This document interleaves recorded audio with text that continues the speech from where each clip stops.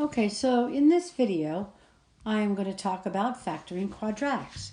In the first couple of examples, we're going to factor quadratics when a equals 1. So as you can see, we have a quadratic expression right here, p squared plus 15p plus 54. Now we're looking for how to factor that.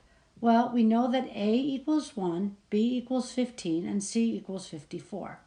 So we multiply a times c, 1 times 54, which is still 54. Then we look to see what b is. b is equal to 15. So in order to find the correct factors, we need to find a pair of factors that multiply to 54, like say 1 times 54, but it needs to add to 15. Now 1 times 54 does not add to 15. 1 plus 54 is 55. So let's try another number. How about 2 times 27? That multiplies to 54, but 2 plus 27 adds to 29, so that's not it. Well, how about 3? 3 times 18. 3 times 18 multiplies to 54, but does not add to 15.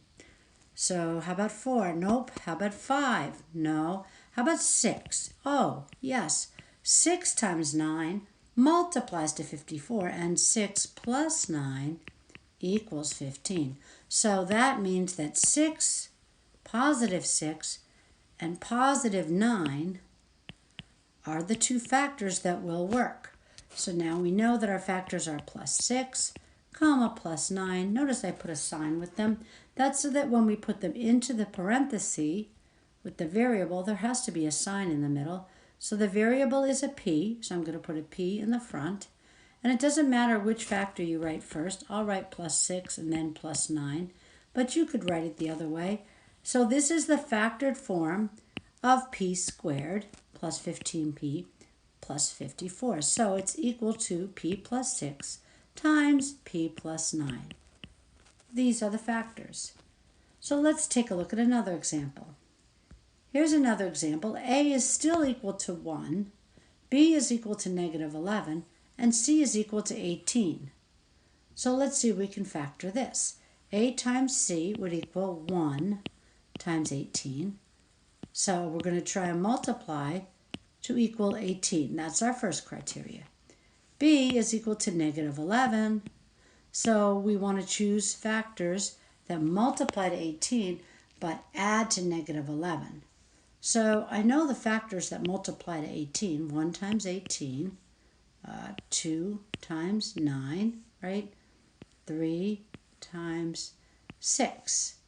Now, 2 plus 9 equals positive 11, but I need it to equal negative. Well, if I take negative 2, let me just move this other thing down a little bit more. Just have a little extra room in the middle here. There we go. If I tried to multiply negative 2 times negative 9, I would still have a positive 18, and negative 2 plus negative 9 does equal the negative 11. So the factors I need are negative 2 and negative 9. These are the correct factors for this quadratic. So I'll write them down right here, negative 2, comma, negative 9. And now I just need to put them in the parentheses with the variable a. So I have to do a minus 2 and a minus 9. These are my factors. So I can put them down the bottom as my answer, and I can write them up here next to the quadratic because these are equal to each other. A minus 2, a minus 9. And we've completed that problem then. So let's take a look at one more. When factoring when a does not equal 1. This can be a little bit tricky, but still doable if you follow this basic framework. In this case, a equals 3, b equals negative 23, c equals 30. So the first step is the same. A times c, which is 3 times 30, equals 90. So we're looking for factors that multiply to 90 and add to negative 23. Well, I've already seen in the previous example that to multiply to a positive number but add to a negative number, both factors have to be negative. So this I already know. Now I know 1 plus 90 equals negative 91, so that's not even close. I also have negative 2 times negative 45. that's not even close. How about 3? Negative 3 times negative 30. Well, that adds to negative 33. It's still not what I need. How about 4? No, 4 doesn't divide. How about 5? Negative 5 times what? Well, 5 goes into 9 one times 18. This looks like a good one. Let's check it out. Negative 5 plus negative 18 equals negative 23. So it's sort of like solving a puzzle here. We know now that negative 5 and negative 18 are the factors that we need to use, but these are not the correct factors for this quadratic. We still have to do an extra couple of steps here because this quadratic expression does not have a 1 at the front of it. So what we do is we list our factors here and here, and then we put them into these parentheses with a variable that matches the original quadratic. And then as the first term, we take the first term from the quadratic that we started with, negative 3x squared. We put that here, and we take the last term from the quadratic that we started with, plus 30. Well, let me make that a little better. Plus 30. So now we're going to do something called factor by grouping. This is now a 4-piece expression, and I've grouped it into 2 parentheses.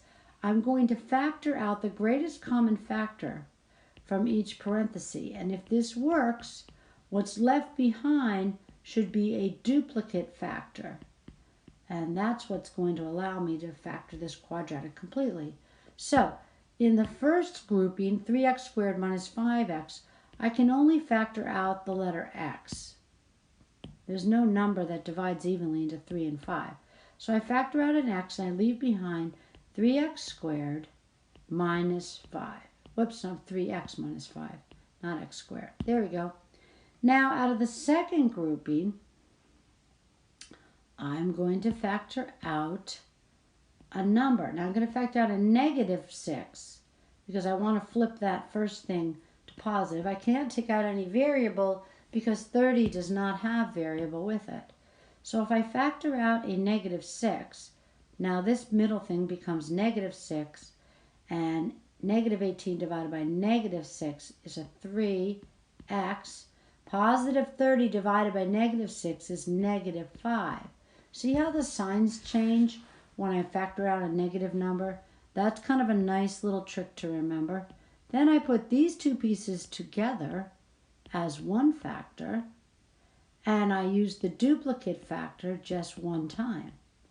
And you will see that if you FOIL this back together again, you would end up with the original expression, which was, here it is at the top, 3x squared plus 23x plus 30. So x minus 6 times 3x minus 5 is equivalent to this, and we can write it as an equals x minus 6 and 3x minus 5.